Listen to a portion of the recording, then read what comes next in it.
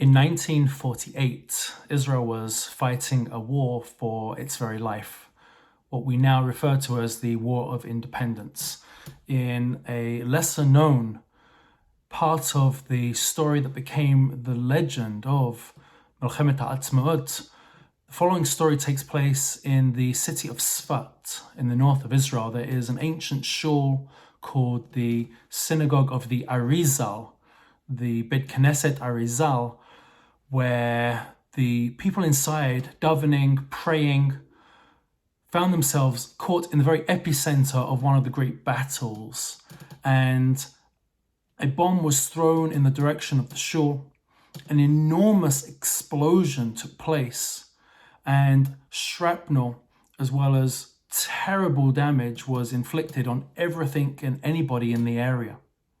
It just so happens that at that very precise moment, as the shrapnel was flying in all directions, all of those who were davening inside the shul, especially those that were crowded around the shulchan, the table, bowed their heads low as they came to the modim blessing in the middle of the Amidah. And with the bowing of all of their heads, shrapnel flew above them and inserted itself into one of the columns on the bimah itself. I don't know if you've ever been to the Arizal shul in Sfat, but you can still see the indent, and any tour guide worth their salt will tell you of this incredible story. A miracle, an open miracle. Or maybe not. Maybe there's a very rational explanation. It just so happened that somebody, fortunately, was in the right place at the right time, lowering their head. There was no divine hand that reached down, but rather a person ducked down, and in doing so, narrowly escaped injury or even worse. This great debate as how we view miracles is played out in our Torah portion, Beshalach.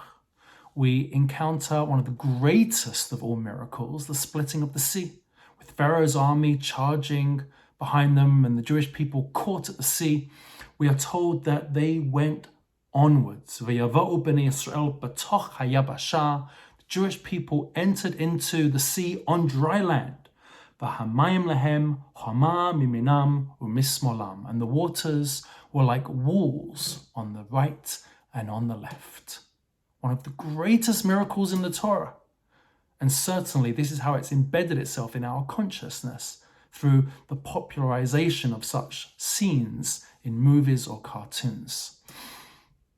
And yet, amazingly, there's a very different way of looking at this story. And it comes just one verse earlier. In verse 21, we're taught, V'yolech Hashem et hayam baruch kadim aza. God creates a very strong eastern wind. Kol halayla v'yasem et hayam lacharava. And the entire night through, after hours and hours of blowing at the sea suddenly turns into dry land. V'yibak'u hamayim, and the waters were split.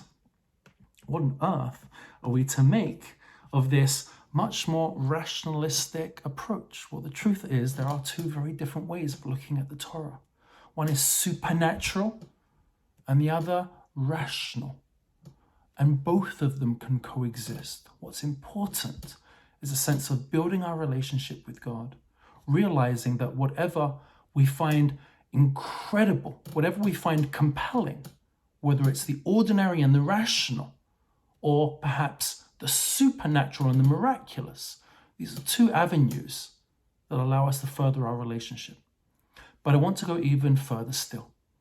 You see, what's more powerful than the debate between mysticism and rationalism is actually the moral argument that's taking place here. The might of Egypt was the strongest superpower in the world, and they had with them the latest technology of the time, the chariot. And yet it's precisely this chariot that becomes their undoing. As the wheels get stuck into the mud, what was their great advantage now turns to their disadvantage. And the Bnei Israel, by contrast, walking simply by foot, now, who were weak and powerless, had the ultimate advantage over their foes. there's a moral component to this story as well. And I think that that's even more important than how we view the miraculous, how we view the sea splitting. Hubris is oftentimes punished. Those who take advantage of their situation over the powerless are often shown how they themselves have no power at all. And there's a justice to history. This becomes the enduring message of Beshalach. Yes, we can connect to Hashem through rationalism or the super miraculous. But at the heart of this story is a story of a power of morality where God sees himself on the side of the powerless and is able to let a bunch of slaves go free for the sake of teaching the world and us here today the value of human dignity. Shabbat Shalom.